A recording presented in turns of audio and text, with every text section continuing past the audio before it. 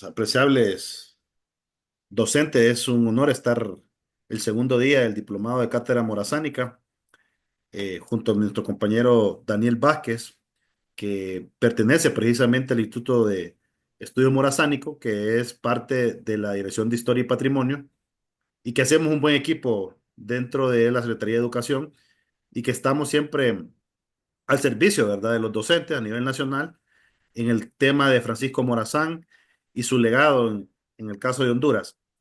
José Daniel Vázquez Álvarez nació en Tegucigalpa, es ingeniero industrial, por supuesto, licenciado en Historia y egresado de la maestría en Historia Social y Cultural. Es un experto en historia colonial. También es consultor y escritor de la columna de historia de Canal Más Televisión, coescritor del libro José Balastir y mi vida como Morazán, y por supuesto compañero de nosotros como parte del equipo de estudios morazánicos. Daniel es un excelente profesional, además de que es nuestro compañero, nos sentimos muy orgullosos. Saludos maestros, muchas gracias Juan Pablo por la presentación. Voy a impartir esta ponencia sobre la parte de la genealogía de José Francisco Morazán Quesada. Vamos a estar platicando un poquito sobre el contexto histórico del nacimiento de Morazán, que es bastante importante que nosotros lo conozcamos, ¿verdad? Solamente déjenme poner el cronómetro porque yo hablo mucho y me emociono, entonces eh, mejor con tiempo.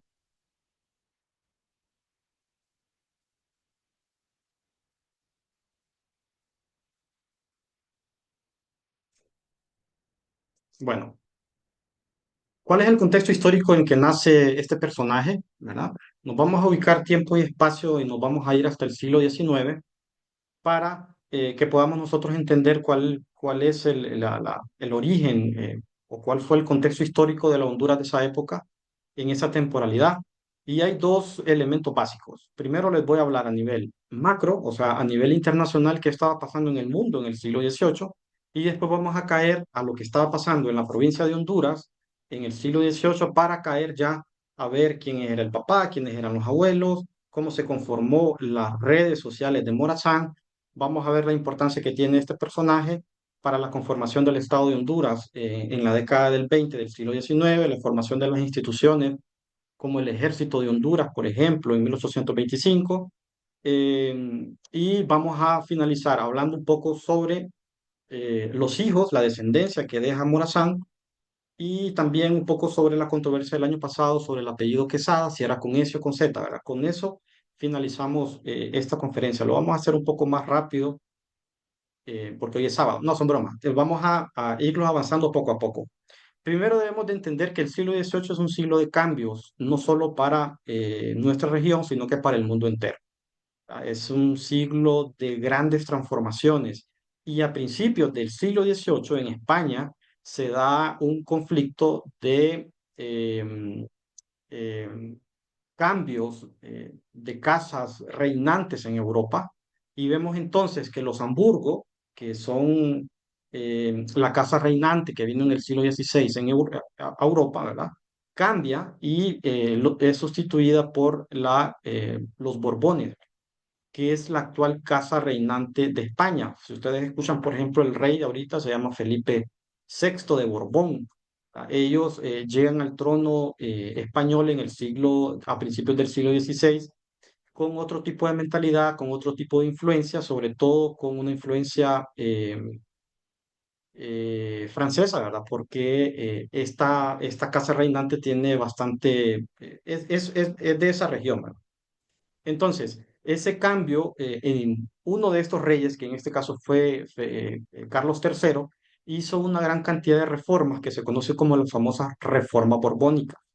¿Verdad?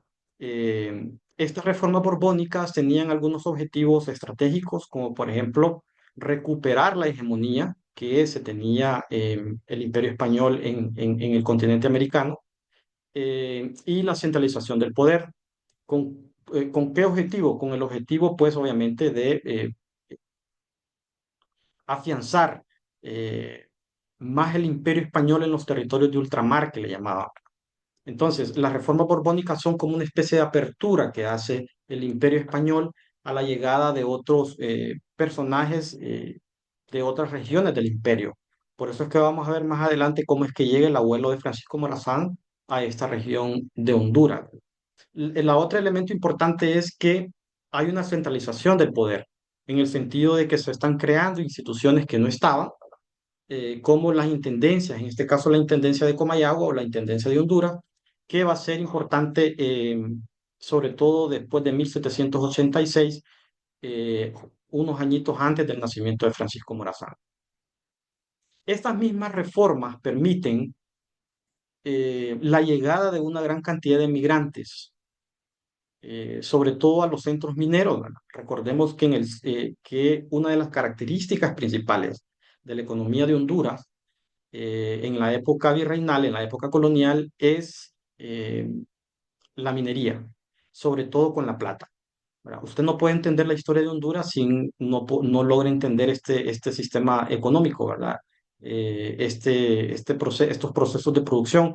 Usted no puede entender a Comayagua, usted no puede entender, por ejemplo, a Opoteca, usted no puede entender a Galteca, usted no puede entender Tegucigalpa, Guazucarán, Jojona, Raitoca, Lubarén, usted no puede entender Yuscarán, usted no va a poder entender a Morazán si usted no entiende que estos eran centros mineros, ¿verdad? Igual en la parte sur de Honduras, ¿verdad? Sobre todo con la mina del Corpus, una de las minas más importantes, ¿verdad? Y a mí siempre me gusta comentarles eso, ¿verdad? Sobre todo a las personas que no son de Tegucigalpa, especialmente los sanpedranos, ¿verdad? ¿Se han fijado los sanpedranos siempre nos sacan eso, ¿verdad? ¿Por qué Tegucigalpa tiene esas calles tan pequeñas? ¿Y por qué están quebrados? ¿Y por qué o en Tegucigalpa usted vive en un cerro o vive en la parte de abajo, ¿verdad? Eso es porque este es un pueblo minero, ¿verdad? Uno de los pueblos más importantes. Linda Newson, una de las historiadoras más importantes que ha estudiado esta temática, dice que menos del 5% de la plata que se llevó al Imperio Español durante la época virreinal llegaron de estas minas, ¿verdad? De las minas de Honduras. Así que estamos vinculados al mercado internacional con el Imperio Español a través de este sector de la plata. Hay bocaminas en diferentes regiones del país, ¿verdad? Creo que la gente de Ojojona, parece que vi a alguien de Ojojona aquí, nos puede afianzar, ¿verdad? Y, por ejemplo, está Guazucarán, que es una de los asentamientos, de las minas más importantes, incluso antes de Tegucigalpa. Entonces, esa migración, esa actividad minera es lo que atrajo una gran cantidad de migrantes. Dentro de esos migrantes era el abuelo de Francisco Morazán, lo vamos a ver más adelante.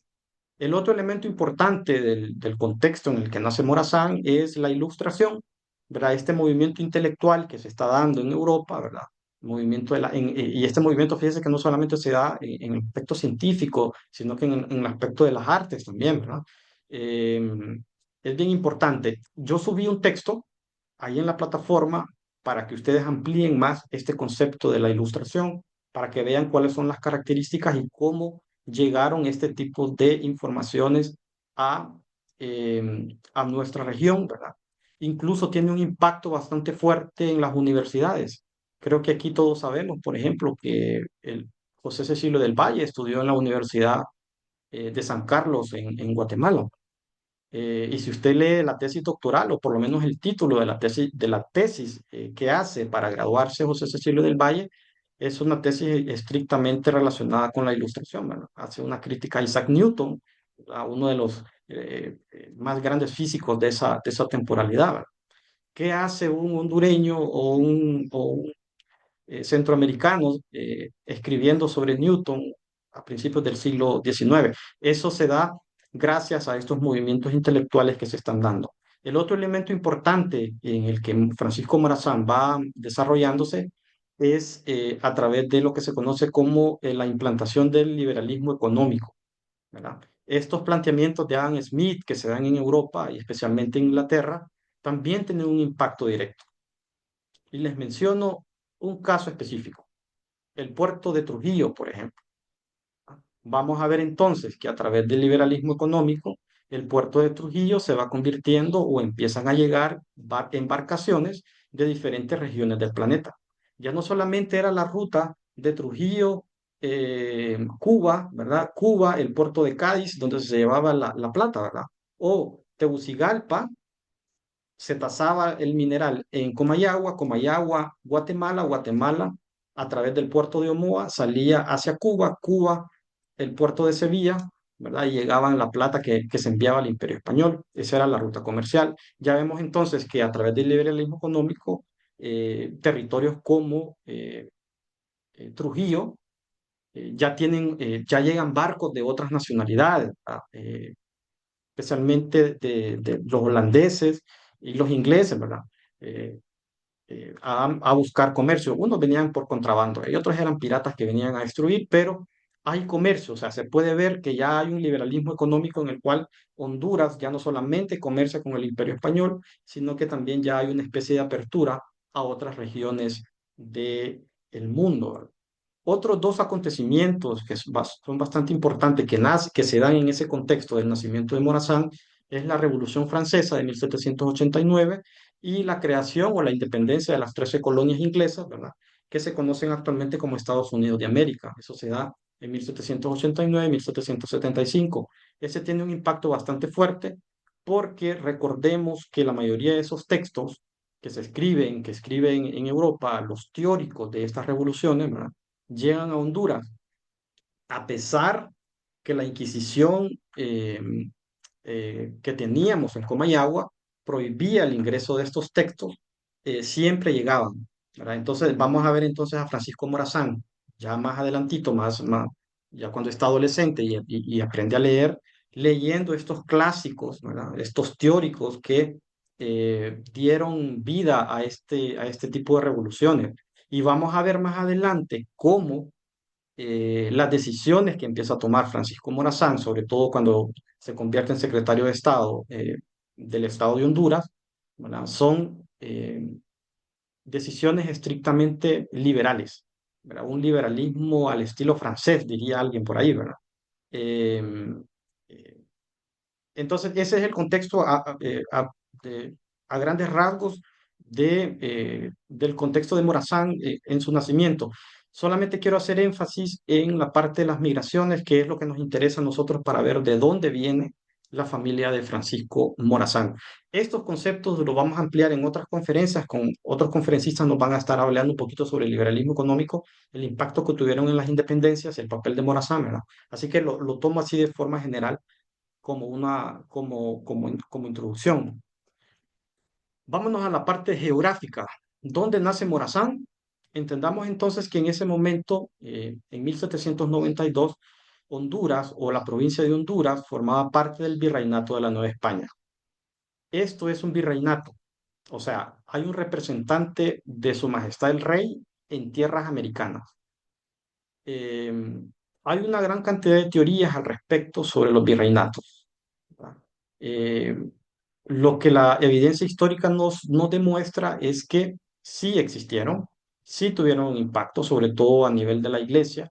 Yo he encontrado, por ejemplo, la llegada de los primeros inquisidores vienen de la capital del virreinato, que era la actual Ciudad de México, venían directamente a la ciudad de Comayagua, ¿verdad? Entonces es importante que entendamos que éramos un virreinato. Cuando en la documentación colonial aparece como Indias Orientales o Indias Occidentales, ¿verdad? Se nos llamaba en esa época. Las Indias Occidentales es esto que ustedes pueden ver actualmente ahí. Ven a la Ciudad de México, ¿verdad? Ven lo que es la actual Centroamérica, la parte de las islas del Caribe, y las Indias Orientales se le conoce como las Filipinas, ¿verdad? Incluso el nombre Filipinas viene de Felipe II, el rey su majestad el rey que llega a, se le conocía como el rey que no se pone el sol, decía, ¿verdad? No se oculta el sol, ¿verdad? Porque estaba amaneciendo en Filipinas, pero estaba anocheciendo en el virreinato de la Nueva España, ¿verdad? Estaba amaneciendo en la Nueva España y estaba de noche en las Filipinas. Entonces, esa es la parte geográfica a nivel macro de lo que es el virreinato de la Nueva España. En la época colonial o en la época virreinal, administrativamente habían diferentes estructuras que van a depender de las necesidades de cada uno de los lugares. Entonces vamos a ver que lo que nosotros teníamos en lo que nosotros actualmente llamamos Centroamérica era una capitanía general. La capitanía general es una terminología militar. O sea, nosotros teníamos a un capitán general como jefe de esta región que formaba parte del virreinato de la Nueva España. ¿Sí? Esto es importante que lo entendamos porque lo que nosotros teníamos aquí era una jurisdicción militar. Y eso va a tener un impacto bastante fuerte, sobre todo cuando se promulga la Constitución de 1825, que da vida a el Estado de Honduras. Es ahí la importancia del elemento militar y sobre todo para los oficiales que están aquí conectados, ¿verdad? Para agarrar el hilo histórico que tiene esas categorías de análisis relacionadas con la parte militar que da paso a la formación del Estado de Honduras en la parte de 1825. ¿Quiénes formaban parte de la Capitanía General de Guatemala?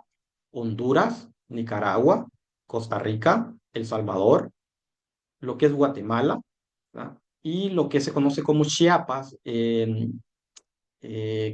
después de la creación de la República Federal de Centroamérica, decidió formar parte del imperio bueno, en este caso ya sería el Estado mexicano, de la República Mexicana, pero ellos formaron parte de nosotros. Entonces usted va a encontrar documentación de la ciudad de Gracias en el departamento de Lempira, por ejemplo, con la ciudad real que está en Chiapas. Va a ver usted el Soconusco, un territorio bastante interesante relacionado directamente con la élite de Santa Rosa de Copán, por ejemplo, ¿verdad? Éramos una sola unidad gobernada, esto sí voy a ser bien enfático, gobernada por un capitán general que vivía en la ciudad de Guatemala. Ahora bien, ¿qué pasa con ese territorio a finales del siglo XVIII que nosotros conocemos como Honduras? Antes de 1786, esta era la estructura administrativa de Honduras. Teníamos por un lado lo que usted puede ver en rojo, la gobernación de Comayagua, y teníamos lo que usted puede ver en morado, la alcaldía mayor de Tegucigalpa. Lo que usted está en verde, lo que usted puede observar en verde, eso se le conoce como la Taguzgalpa. No es la Tegucigalpa, es la Taguzgalpa. Son dos cosas diferentes, ¿verdad? Y lo que usted puede observar eh, como rosado, ¿verdad? Que eran territorios de posesiones de forma de facto o de forma ilegal por parte del Imperio inglés, especialmente el río Tinto, islas de la Bahía y en algunos momentos históricos lo que es la parte de Castilla y todo lo que es la parte de Trujillo. Entonces, esa composición geopolítica internacional también tiene un impacto en la Honduras del siglo XVIII. Miren, si ha habido un país eh, desde la época prehispánica o un territorio desde la época prehispánica que ha estado en medio de diferentes disputas de imperios, ha sido Honduras. Vemos, en la época prehispánica tenemos a Honduras partido en dos, ¿verdad? Con un área mesoamericana, con una influencia náhuatl, y tenemos por otro lado la mitad del país con una influencia suramericana a través de los chibchas, ¿verdad? Y vemos entonces que la mayoría de los grupos de Occidente cultivan maíz, frijol, calabaza y ayote, y vemos que la parte oriental de Honduras cultivan yuca, ¿verdad? No tanto el maíz. Ya en la época, con la llegada de los españoles, se da el mismo fenómeno. Eh, a los ingleses los sacaban a cada rato de Islas de la Bahía, se volvían a poner. Pero vamos viendo que a finales del siglo XVIII, en el contexto de que nace Francisco Morazán, ya el imperio español hace una gran cantidad de concesiones con los ingleses, ¿verdad? Y se expulsa a esta región. Ahí hay un dato importante que no sé si los oficiales militares lo estudian, ¿verdad? Aunque yo estoy seguro que falta bastante investigación, es con relación al batallón de Olancho. Es un batallón bastante importante que se va a encargar de expulsar a los ingleses a finales del siglo XVIII. Incluso fíjense que es la única región que realizó una medalla de conmemoración con la llegada de el rey eh, Felipe IV. A ver, bueno, sí, Felipe IV, creo que se llama. después de Carlos III. No, perdón, bueno, se me olvida, ahí se lo debo. Entonces, este batallón de Lancho tiene una importancia importante, ¿verdad? Porque absorbe gran cantidad de mano de obra que va a dejar a las minas de Tegucigalpa, especialmente las de Yuscarán, sin mano de obra, ¿verdad? Entonces, quienes defendieron el territorio nacional son las comunidades indígenas de estas regiones, eh, que lo vamos a ver más adelante con Francisco Morazán cuando forma el famoso Ejército Protector de la Ley, que son los mismos que estuvieron defendiendo a los territorios a finales del siglo XVIII, ¿verdad? Igual pasa con el fuerte de San Fernando de Omoa. No es un castillo, es un fuerte militar.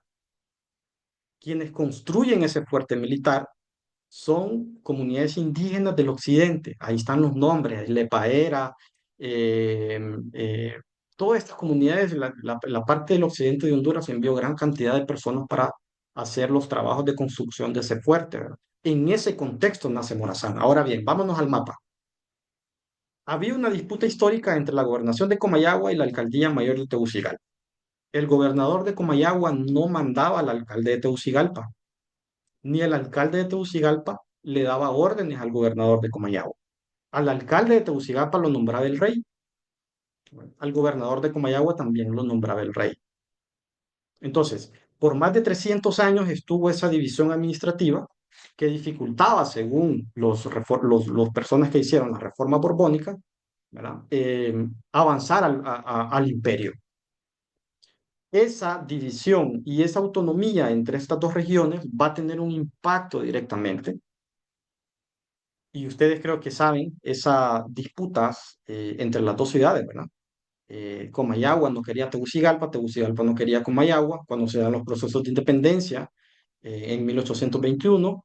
Incluso la parte de Comayagua le declara la guerra a Tegucigalpa, ya estaba Dionisio de Herrera como jefe del Estado, ¿verdad? Eso fue en diciembre de 1821, y Tegucigalpa estaba lista para invadir Comayagua, para someter a las autoridades de Comayagua a la para que obedecieran los procesos de independencia, porque Tegucigalpa quería unirse a Guatemala y Comayagua quería unirse a la Ciudad de México. Tenían esas disputas. ¿Por qué? Porque tenían autonomía, ¿verdad? Eso se va a perder ya en el año de 1786, pero quedan los remanentes de 300 años de autonomía, ¿verdad? Entonces, se crea lo que se conoce como la Intendencia de Comayagua o la Intendencia de Honduras, ¿verdad? Antes del año de 1786, específicamente en diciembre de 1786 se crea esta intendencia, y por primera vez en la historia, el territorio que nosotros conocemos como Honduras está unificado ante una sola autoridad,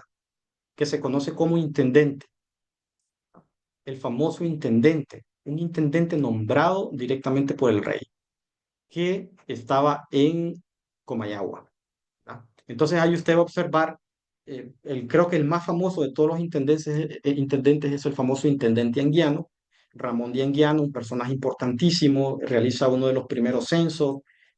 Hay un documento que le envía al rey informando de las tierras de Honduras, muy interesante. Ustedes como profesores de ciencias sociales tienen que leerlo. Ya está palografiado en español actual, ¿verdad? Pero yo siempre recomiendo que lo lean en la documentación original, ¿no? Ahora bien, no me interesa la gobernación de Comayagua, no me interesa la Tegucigalpa ni los territorios ingleses, me interesa que nos enfoquemos en la alcaldía mayor de Tegucigalpa. ¿Por qué?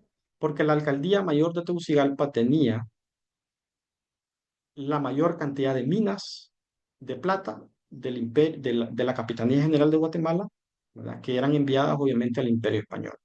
Pues justo a este lugar es que llega un señor que se llama Juan Bautista Morazán a un lugar que se llama el Real de Minas de San José de Yuscarán. Este señor Juan Bautista Morazán, que viene en el contexto de las reformas borbónicas y en las migraciones que vienen, ¿verdad? Es un migrante de un territorio que se llama Córcega o un migrante corso. Ahí les puse un mapita, ¿verdad? Que es un territorio que está en el Mediterráneo, ¿verdad? Cerca de Italia. Llega aproximadamente en la segunda mitad del siglo XIX. hay una oleada de migrantes. Por ejemplo, de Córcega, hay dos poblaciones bastante fuertes de migrantes que se asentaron en Puerto Rico y en Venezuela. Honduras también tuvo migración córcega. Voy a aclarar algo y lo vamos a ir viendo poco a poco. Estos territorios en ese momento del siglo XVI se les conocía como los territorios pontificios, ¿no? Y quienes gobernaban era la parte del Imperio Español. Yo siempre escucho ese error que cometen, que el abuelo de Francisco Morazán venía de Italia, dice. Italia no existía, estimados. Esos eran territorios pontificios, o sea, el Papa tenía esos territorios y estaban siempre protegidos por lo que es la corona española, ¿no? Entonces, por eso es que se da esa migración en esa época. Vamos a ver más adelante cómo migran otros, eh, por ejemplo, los Atrush, que llegan a principios del siglo XIX, ¿verdad? Pero ellos son ya catalanes, ¿verdad? Pero es importante que entendamos. La otra cosa importante es que esta gente, como está en el mar, están relacionados bastante con lo que es la parte de la creación de barcos, ¿verdad? Y todo lo que está relacionado con,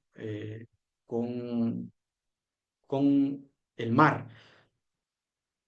También tienen la mala fama los corsos de andar saqueando los territorios costeros, ¿verdad? Eso es una mala fama que tienen, ¿verdad? Pero sí dejo bien claro eso y se lo voy a demostrar con documentos de Honduras, ¿verdad? Este señor viene. Mire, no se fue a la ciudad de Gracias, no se quedó en Trujillo, no se quedó en la ciudad de San Pedro, no estuvo en Quimistán, no se fue a Juticalpa, no se fue a Guajiquiro, no se fue a ninguno de esos lugares. Se fue a una mina que se llama San José de Yuscarán, una mina que a principios del siglo XVIII se convirtió en una de las principales o de las más importantes de exportación. eh, hacia la ciudad de Guatemala. Esta es una casa para que ustedes puedan observar cómo es la estructura de los pueblos mineros. Por eso usted va a ver que hay grandes diferencias cuando usted visita un pueblo minero como Yuscarán, San Antonio de Oriente, la ciudad de Tegucigalpa, el casco histórico, ¿verdad? Con ciudades recientes como la ciudad de Choloma, como la ciudad de San Pedro Sula. Yo en San Pedro Sula me pierdo todavía, que mire que el anillo, que el circunvalación, que no sé qué, yo no lo entiendo. Aquí en Tegucigalpa tenemos esa, porque todavía utilizamos unas nomenclaturas desde la época colonial, porque este es un pueblo minero. La otra cosa es que estas ciudades no son ciudades planificadas como tal. Eh, Usted no va a irse al centro de Tegucigalpa a encontrarse un bulevar de 4 carriles, ¿va? Eso no existe. Hay unos lugares que solamente era para que pasara la carreta llena de material para la extracción de la plata. Ahora, yo estoy trabajando en un artículo sobre el abuelo de Francisco Morazán y voy a compartir alguna información con ustedes para que vayamos, eh, bueno, ustedes son profesores ya, para que vayamos conociendo un poquito. Este es un documento de principios, de finales del siglo XIX, un documento original del abuelo de Francisco Morazán. Vean la primera parte de ese documento, ¿verdad? Aparece el nombre Don Juan Bautista Morazán, ¿verdad? Eh, ¿Qué es importante aquí? Primero, que ustedes vean que sí existió, porque a veces dicen que los historiadores pasamos contando cuentos y que no sé qué. No, aquí está documentado, don Juan Bautista Morazán. La otra cosa importante de este documento es la palabra don. O sea, don significa de origen noble. No era cualquier persona, era una persona de origen noble, ¿verdad? O sea, no era cualquiera que emigraba en esa temporalidad, aunque sí hubo una gran cantidad de migraciones de personas que no eran nobles, que se asentaron en el occidente del país. Por eso usted va a ver a la gente del occidente, Santa Bárbara, Santa Rosa de Copán, que tiene tez blanca. Eso vamos a ver, eso está dentro del mismo contexto de las migraciones del siglo XVIII. Pero este señor no, este señor sí era blanco, ¿verdad? Eran europeos, pero eh, tenían un estatus un poco más alto en el sentido de que venían con capital para invertir acá. El segundo elemento importante de este documento es que dice que está en el Real de Minas de San José de Yucarán. No sé si logran verlo. La tercer elemento importante de este documento es que dice que sí tiene bienes raíces. O sea, tenía casas, tenía eh, propiedades, ¿verdad? Y dice que hace más de 25 años que es vecino de este mineral. Se los puse en español antiguo porque les voy a explicar la evolución del apellido Quesada, ¿verdad? No son errores ortográficos los que están ahí. Simplemente lo transcribí del documento original para que ustedes lo puedan ver. Los profesores de ciencias sociales saben que esto se hace de esa manera. Este otro documento me llama mucho la atención, ¿verdad?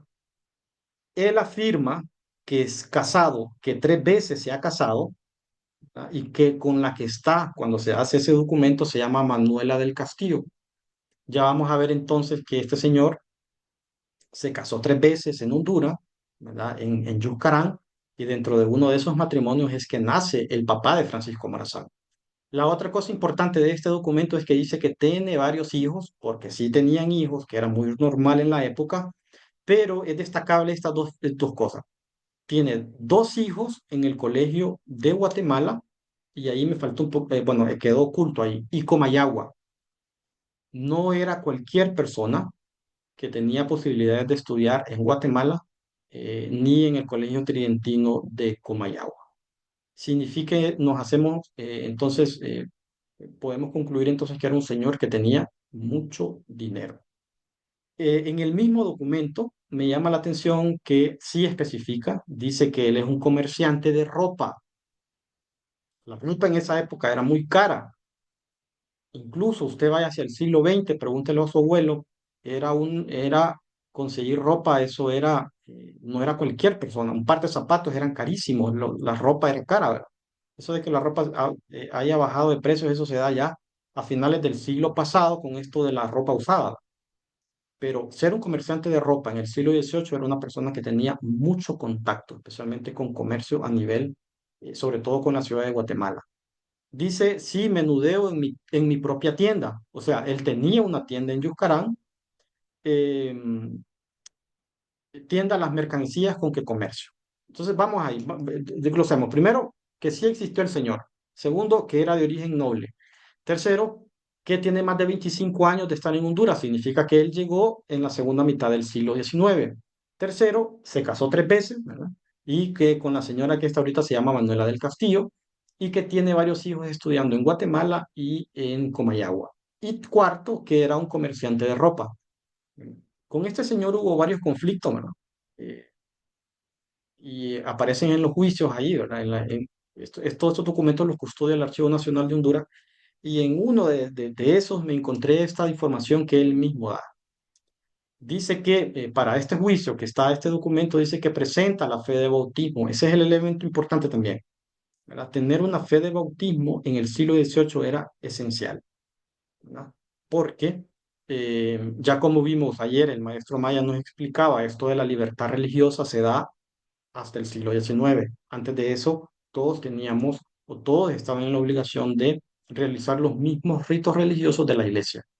El otro elemento importante que narra este documento es que habla de limpieza de sangre.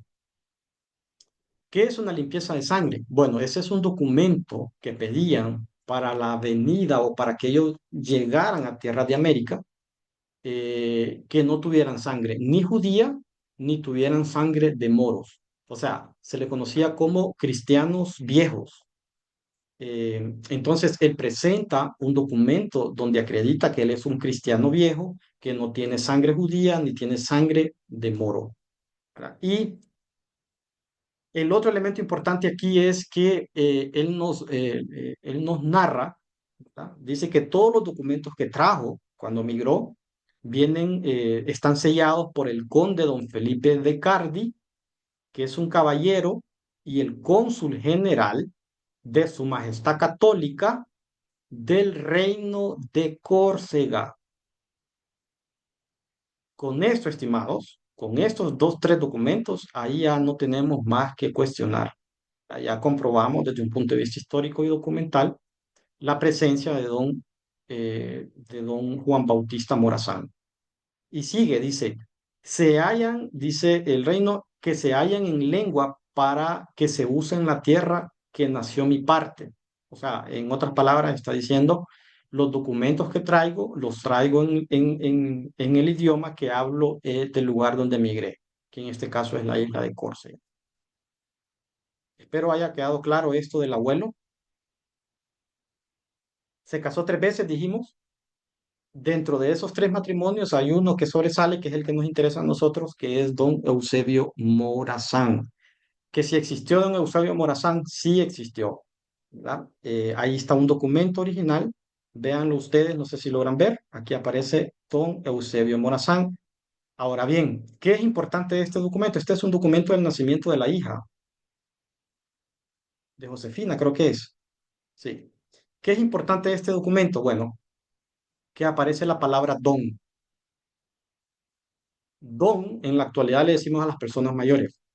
Pero esta terminología de origen noble, a usted, a nosotros que estudiamos historia, inmediatamente nos dice que no era cualquier persona, que era una persona eh, que tenía riquezas, que tenía posesiones, ¿verdad? Y que eran cristianos viejos, o sea, eran criollos que habían nacido en tierras del continente americano.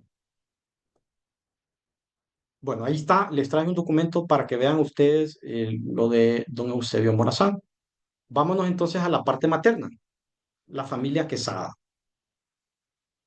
Esta familia Quesada es originaria de España, obviamente, ¿verdad? Especialmente de la provincia de Jaén. em, y el historiador Mario Felipe Martínez documenta que para el año de 1576 se menciona por primera vez este apellido en la ciudad de San Pedro Sula de un señor que se llamaba don Pedro de Quesada. Esta familia se arraigó en diferentes partes del país y como lo vamos a ver más adelante, una de las ramas de los Quesada, ¿tá? Se convierte como en la familia de Francisco Morazán. Hay dos apellidos que son claves aquí que ustedes deben entender, la familia Morazán, la familia Borjas y la familia Quesada. Vamos a ver entonces, como para el año de 1735 en Jamastrán, ese es un valle que está actualmente en el departamento del Paraíso, pero en ese momento histórico pertenecía a lo que es la parte de Olancho, ¿verdad? Ahí están estos dos señores, eran hermanos, don José Borjas, ¿verdad? Y don Antonio Borjas, y me interesa ese matrimonio que se hace con doña María Vallecillo. Repito, estos no son errores ortográficos, es que así se escribía en la época. Eh, de este matrimonio de don Antonio Borjas y doña María Vallecillo nace Micaela Borjas, ¿verdad? Y el capitán don Miguel Borjas, que para el año de 1743 se le conoce, ya tiene un rango de capitán. Yo no sé mucho de las Fuerzas Armadas, pero sé que estos son de rangos altos, ¿verdad? Sobre todo en lo que era la parte de la alcaldía mayor en esa temporalidad. Bueno, la rama que me interesa ahorita para que lo podamos interpretar es este matrimonio entre doña Micaela Borjas y don Simón Alvarenga, porque de este matrimonio es que nace doña María Mercedes Alvarenga y Borjas. Vemos ahí, ¿verdad? Ella se casa con Juan Bautista de Quesada, que sería el abuelo paterno de Francisco Morazán. Más adelantito les voy a enseñar la documentación de este señor. Del matrimonio de don Juan Bautista Quesada con doña María Mercedes Alvarenga y Borjas, ¿verdad? Nace doña María Guadalupe Quesada Borjas, que es la mamá de Francisco Morazán. ¿Cuál es la característica de esta familia? Primero, es la rama de los Quesada que se ubicaron en la parte de Olancho, ¿no? Lo que actualmente es el departamento de Olancho, aunque el de Olancho es bien grande, ¿verdad? Pero hay una rama de los Quesada que se ubicaron en la parte de eh, Olancho. Y si ustedes pueden observar, eh, que era normal en la época, doña María Guadalupe obtiene el apellido del papá, de Juan Bautista Quesada, y obviamente no adopta el apellido de la mamá, primer apellido de la mamá, sino que el segundo, que es el apellido Borjas, ¿verdad? Pero eso era muy común en la época. Doña Guadalupe se casa con don Eusebio Morazán, ¿verdad? Y vamos a ver entonces que de ahí nacen don José Francisco Morazán Quesada, que es el personaje que a nosotros nos interesa. ¿Qué rescato? Ellos eran criollos, ellos eran personas de mucha posesión económica. eh, la rama de los Quesada, de donde desciende Francisco Morazán, es específicamente la que se ubicó en la región de Olancho, ¿verdad? En esa temporalidad. Hay un artículo que escribió el historiador Copaneco de Santa Rosa de Copán, Livni Ventura, que se los compartí, está en la plataforma, está eso, está toda la genealogía de la familia Quesada. Este es un trabajo que hizo él, porque él es experto en eso, y él demuestra puro documento colonial que él desciende de la familia Quesada, la que era familia de Morazán. Pero lo que me interesa es por lo menos la mitad del artículo para que ustedes vean cómo se van dando esas redes sociales alrededor de esta familia Quesada. Ahora bien, vámonos al lado de los Borjas, porque aquí desmitificamos también varias información con relación y vamos a ver ese vínculo de redes sociales que hay entre Francisco Morazán y don Dionisio de Herrera. Hay tres personas importantes. Ok, me quedé aquí, ¿verdad? Del capitán Miguel Borjas con María Antonia Quintanilla. De ahí nace don Francisco Borjas y don Juan Antonio Borjas, casado con María Antonia Ugarte. De ahí entonces es que está doña María Manuela Borjas y está don José María Quesada. Este señor es bastante importante.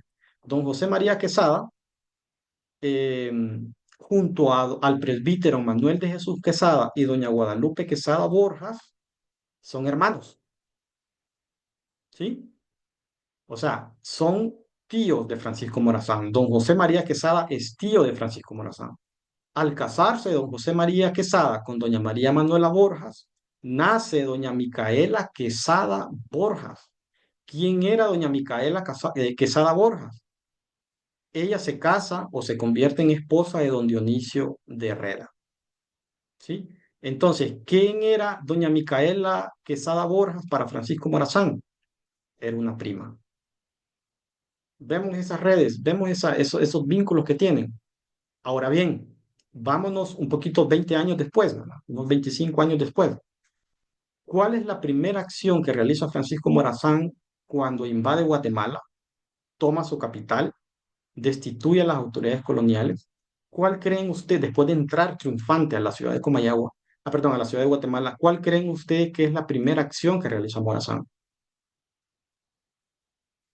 Liberar a don Dionisio de Herrera, porque él había sido arrestado en el año de 1827, ¿verdad? Cuando se da el golpe de Estado y que se da en ese contexto de la batalla de la Maradiaga y lo que posteriormente fue la batalla de lo que es la batalla de la Trinidad. Entonces, el vínculo que tenemos entre Dionisio de Herrera, que ese fue el primer jefe del Estado de Honduras, y el vínculo que tenemos entre don José Francisco Morazán Quesada es extremadamente cercano, ¿verdad? Em, Todo esto está en ese articulito que le digo, ahí usted lo puede profundizar, pero sí quiero que quede en el imaginario o que quede claro en este módulo que hay un parentesco, sobre todo con doña Micaela Quesada Borjas y don José Francisco Morazán Quesada. Don Morazán Quesada se casa con doña Josefa Lastiri Lozano, ¿verdad? Que ya vamos a hablar más adelantito, ¿verdad? Y Morazán tuvo varios hermanos, ya les voy a enseñar algunos documentos de ellos. La niñez de Morazán se desarrolló entre Tegucigalpa, Moroselí y Yuscarán. Recordemos que ellos eran comerciantes, ¿verdad? Hay documentación, disculpe lo de Moroselí, que no lo puse en mayúscula. Eh, hay un triángulo, hay un círculo entre ellos, ¿verdad? Porque don Eusebio tenía tiendas en Moroselí. Ahí también aparece Oropolí, no sé si ustedes hay algún maestro de esa región. Entonces es como un círculo, un círculo minero, y vamos a ver también que hay una conexión directamente con Texihuat, ¿verdad? Más adelantito les voy a explicar esa parte. Ya se ha discutido, el maestro Maya nos explicó ayer, no tuvo una educación formal como si lo tuvo José Cecilio del Valle, como si lo tuvo don Dionisio Herrera, como si lo tuvieron otros personajes que fueron bastante importantes en el siglo XX. Morazán no lo tuvo. Aprendió las primeras letras en el convento San Francisco, que el convento San Francisco actualmente es el Museo Militar, es uno de los edificios más antiguos de Tegucigalpa, y es necesario conocerlo, ¿verdad? El año pasado, con la primera promoción, hicimos un recorrido histórico por las calles de Tegucigalpa, por los lugares donde estuvo Morazán y visitamos ahí así rapidito el convento San Francisco, el actual Museo Militar. Ahí hay un señor, perdón, ahí se le enseñó a Morazán las primeras letras, ¿verdad? Y lo demás fue autodidacta, que creo que eso es el gran aporte o el gran ejemplo si buscamos la parte práctica de Morazán, especialmente para el magisterio, para los docentes, para los estudiantes, para todo el país. Leer por nuestra propia cuenta. ¿Cuánto no nos hace falta leer? Usted escuche un editorial o usted escuche un periodista con el respeto que se merecen, ¿verdad? Pero les hace falta muchísima lectura. Yo creo que un docente o un profesor tiene que leer por lo menos unos 60 libros al año mínimo, pero no libros de eso de cómo reírme con la gente, ¿va? Y cómo caerle bien a todo mundo. Eso no, no lean. Lean literatura clásica, lean pedagogía, lean epistemología. Si son militares, lean la parte doctrinal, la parte esencial, la parte epistemológica de lo que ustedes desarrollan, ¿verdad? Eh, eh, Sigamos el ejemplo de Morazán en ese sentido. Don Dionisio Herrera tenía una de las bibliotecas más grandes de Centroamérica, ¿verdad? Lastimosamente ya cuando es jefe de Estado y en ese conflicto que se da con el provisor Irías, se la quemaron, ¿verdad? Se perdieron cualquier cantidad de libros, pero Morazán ya tenía acceso. Eh, en el museo, en el Banco Central de Honduras me encontré un documento que está expuesto, no sé si te han tenido la oportunidad de ir, de puño y letra de Morazán escribiendo en francés. Entonces se imagina, ¿verdad? Nosotros ahí andamos, que en inglés podemos aprender. Morazán manejaba bien el francés a principios del siglo XIX, que era una lengua bastante importante en esa temporalidad. Pues don José Francisco Morazán Quesada se casa, ¿verdad? Bueno, de la familia Morazán Quesada hay cuatro hijos, don José Francisco Morazán, ¿verdad? Que es el mayor, Cesárea, Marcelina, Benito y Juan, que muere párvulo, muere chiquito, y ahí les estoy enseñando el documento de la muerte de él. Eh, Se llamaba Juan Antonio Párvulo, y nuevamente aparece acá, no sé si logran identificar la palabra don Eusebio Morazán y doña Guadalupe Quesada. Este documento es básico porque ustedes pueden observar que el apellido de doña Guadalupe aparece con ese, ¿verdad? Estos son documentos históricos básicos que nos sirvieron para determinar el año pasado cómo se debía describir el apellido de Morazán. De todos ellos, me interesa que nos enfoquemos en Benito, que se dedicó a la parte de las ciencias religiosas, se convirtió en sacerdote, y lo vamos a ver entonces cuando se da lo que es la parte de la batalla de la Trinidad, ya en la segunda década del siglo XIX, en Texihuat, ¿verdad? Y vamos a ver entonces cómo él apoya a su hermano, ¿verdad? Hay un vínculo directo, ¿verdad? De apoyo y, como párroco con Francisco Morazán, obviamente porque era su hermano. Fíjense que ese círculo de Texihuat es bastante interesante, porque Texihuat actualmente solo es un municipio pequeño, pero en el siglo XIX era un circuito que había conexiones directamente con Yuscarán a través de las minas, ¿verdad? Sobre todo con el aporte de los indios de repartimiento. Había un vínculo directamente con otros poblados como Soledad, Albiure, Duyure, Reitoca, Lubarén, Curarén, Sabana Grande, San Miguelito, todos estos poblados que están en esa región de ahí, que al final son los que apoyaron a Francisco Morazán cuando crea lo que es la parte de eh, el ejército protector de la ley. Pero bueno, me interesa que veamos esto, ¿verdad? Cuatro hermanos, uno murió pequeño, esto no lo sabía yo hasta que me encontré este documento. Voy a hacer énfasis aquí sobre todo a los que son los que se dedican a las fuerzas militares. Ya vamos a terminar, no se me desespere. Vean el nombre que aparece aquí en la parte derecha, inferior derecha, el nombre de don Juan Francisco Márquez. Don Juan Francisco Márquez fue el párroco, el presbítero, sumamente importante, era un hermano gemelo de unos migrantes que vinieron de Oaxaca y están relacionados directamente con las minas de Agalteca, una de las minas más importantes del Imperio Español. Pero lo que quiero es que rescatemos, porque de esta familia Márquez hay dos personajes que son importantes. Eh, Francisco Antonio Márquez el padre, el famoso padre Márquez, que apoya a Francisco Morazán, uno de los párrocos liberales que se da en Morazán, que a mi juicio debería ser un héroe nacional. Y el otro es el coronel Márquez, el presidente más joven que hemos tenido en la historia de Honduras, ¿no?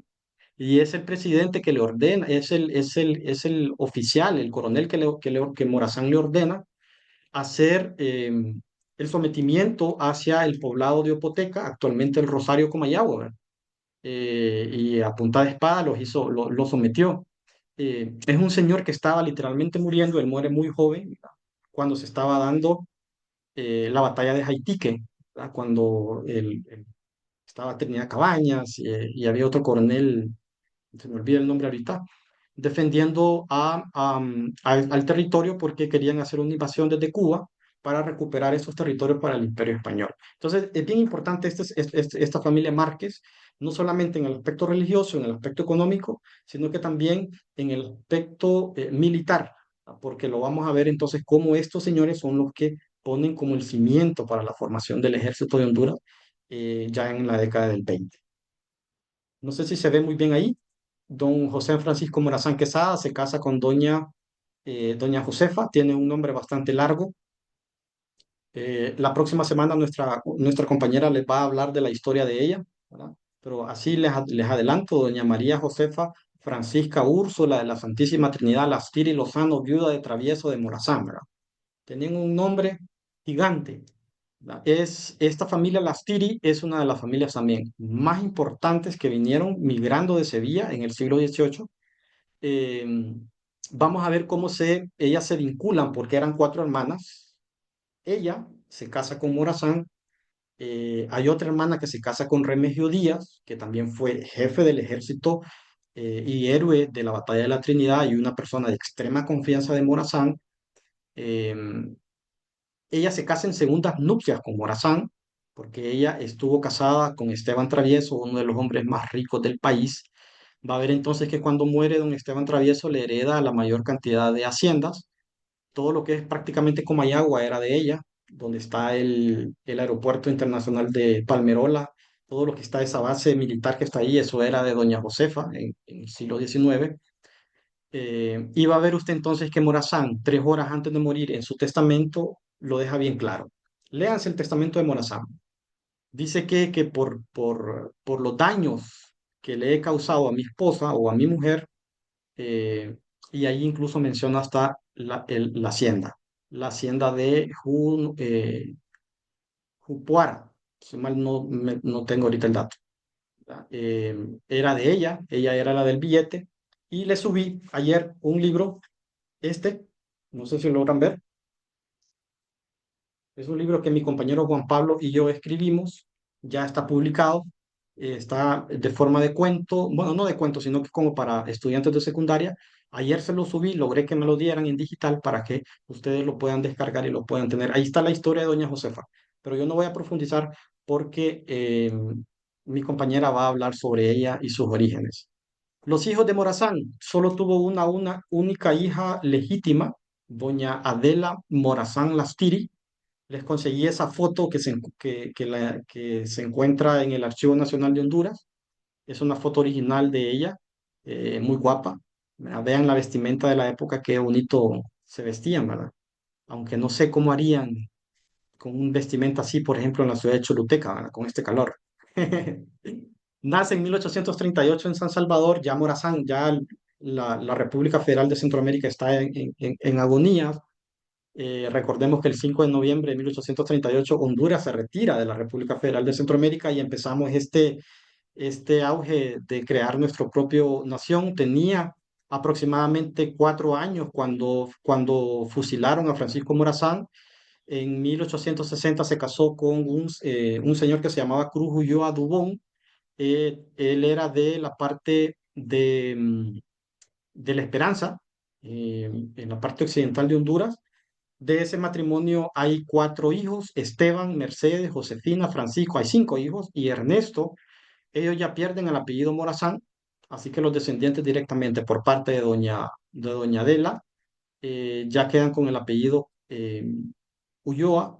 La mayoría de ellos están viviendo en El Salvador, hay descendientes directos.